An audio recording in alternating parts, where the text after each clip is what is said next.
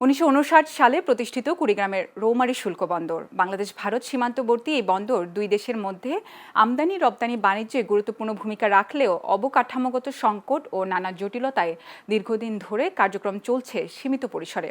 বর্তমানে বন্দরে 18 ধরনের পণ্য আমদানির অনুমতি থাকলেও আসছে শুধু পাথর। ফলে ব্যবসা বাণিজ্যে যেমন সংকুচিত হয়েছে, তেমনি কর্মসংস্থানেও নেমে এসেছে স্থবিরতা। কুড়িগ্রাম থেকে MS সাগরে পাঠানো তথ্যচিত্রে বিস্তারিত ডেস্ক রিপোর্টে।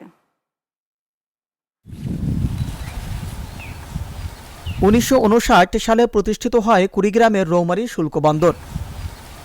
এরপর থেকে বাংলাদেশ ও ভারতের আমদানি রপ্তানি বাণিজ্যে গুরুত্বপূর্ণ হয়ে ওঠে সীমান্তবর্তী এই বন্দরটি।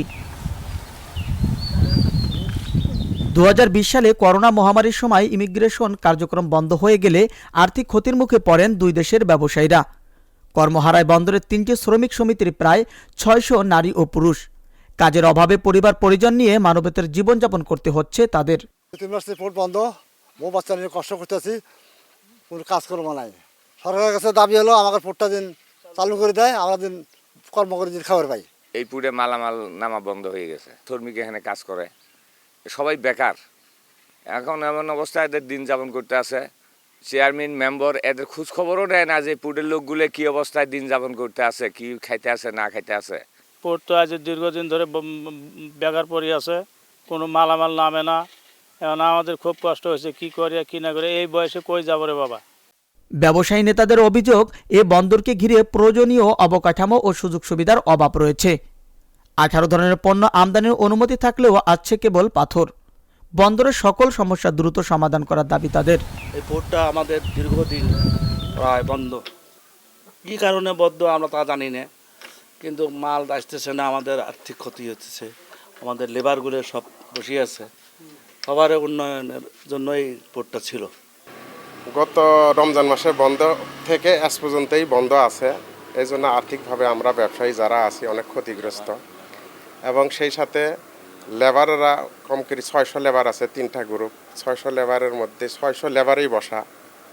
তো বিগত সরকারের আমলে একটা সিদ্ধান্ত নেওয়া হয়েছিল, কিন্তু কার্যক্রম হয় নাই। এই সরকারের কাছে আমাদের দাবি এই বন্দরটা পূর্ণাঙ্গ স্থলবন্দর হিসেবে ঘোষণা করা। বন্দর সংশ্লিষ্টরা বলছেন, বন্দরের বিদ্যমান সমস্যাগুলো সমাধান করা গেলে ব্যবসা বাণিজ্যের প্রসারের পাশাপাশি বাড়বে রাজস্ব আয়। সেই সাথে এই অঞ্চলের মানুষের অর্থনৈতিক অবস্থারও উন্নয়ন হবে। বছরে 2 মাস 3 মাস চলে, আর বাকি সময় বসে থাকা লাগে সবারই। বিগত সরকারের কাছে দাবি আমরা করছি যে পোর্টটা পূর্ণাঙ্গ করার জন্য, কিন্তু বিগত সরকার আমাদেরকে কোনো সুরাহা বা কোনো পদক্ষেপ নেননি। এমন বর্তমান সরকার যদি আমাদের মুক্ত অঞ্চল হিসাবে যদি পোর্টটাকে পূর্ণাঙ্গ করে, তাহলে আমাদের উন্নয়ন হবে। অন্যান্য পোর্টের থেকে আমাদের ঢাকা খুবই কাছে, তো যদি মালগুলো রেগুলার আসে তাহলে আমাদের পোর্টে ঢাকা যাওয়া আসা মালগুলো খুব ভালো হবে। তুলনামূলক আগের চেয়েও প্রায় 30 থেকে 35% ব্যাড ট্যাক্স আমাদের রাজস্ব খাতে আসছে। এর জন্য আমরা সকল ব্যবসায়ীদেরকে ধন্যবাদ জানাই।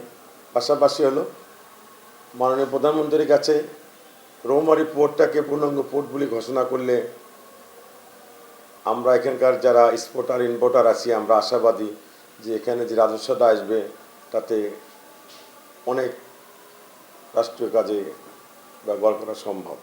সম্ভাবনা থাকা সত্ত্বেও নানা সীমাবদ্ধতায় পিছিয়ে রয়েছে রৌমারী শুল্ক বন্দর। বন্দরটিকে পূর্ণাঙ্গ স্থলবন্দরে উন্নতি করে সব ধরনের সুযোগ সুবিধা নিশ্চিত করার দাবি জানিয়েছেন ব্যবসায়ী, শ্রমিক সহ বন্দর সংশ্লিষ্টরা। Abu Naim Shah, channel S news desk.